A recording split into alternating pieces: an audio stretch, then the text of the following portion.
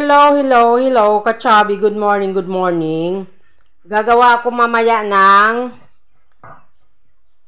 fruity gelatin. Bali, ang kakailanganin natin, kalahating asukal, 4 na oranges, tapos Alaska ibap, tapos stick, tapos yung pinutol kong basyo ng 1.5, tapos 3 clear na gulaman. Mamaya papakita ko kung ano ang magaganap dyan. Ayan ka-chubs, nabalatan na natin yung ating mga oranges. Ginamitan ko lang yan ng barbecue stick, tapos tinusok ko siya sa gitna, then sinentro ko siya dyan.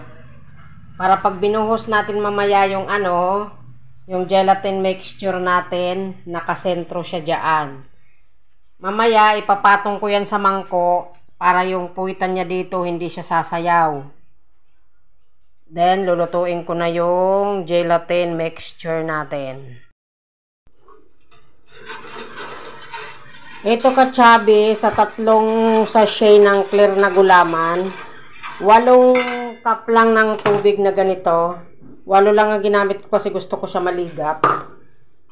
Ayan, 8 lang yan ang ginamit ko, tapos yung asukal na kalahati at saka yung isang ibap.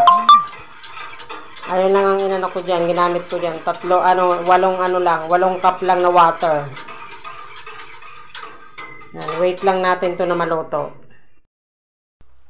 Ito na nga ka-chubs, ibubuhos na natin ang ating mixture dito sa ating ginawa kanina.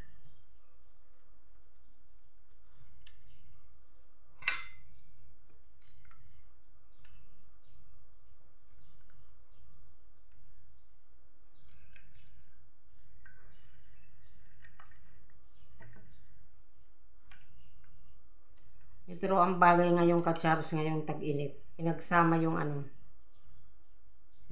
yung gelatin at saka yung sangkis.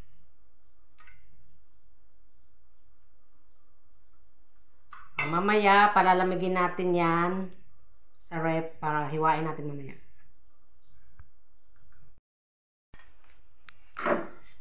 Ayan na nga ka-chub, yung outcome ng natin, yung ginawa nating fruity jelly. Ito yung nilaslas ko lang siya ng gunting. Nilaslas ko lang siya dyan. Tapos nung kasi buo naman na siya, ayan, hiniwa ko na siya. Ayan ang naging outcome niya. Nasa gitna yung mga oranges. Tapos ito namang kasi sobra naman yung yung mixture ko. Ito, nandito siya sa sa baking pan, tapos ito sa ice creaman. Tapos nilagyan ko na lang siya sa ibabaw ng para may toppings ng Milo. Ayan, meron na tayong pang merienda. Kung nagustuhan mo yung video, kung nagustuhan mo yung paggawa ng jelly fruity, try mo naman mag-like, mag-subscribe. Magandang tanghali. Ayun lang, maraming salamat.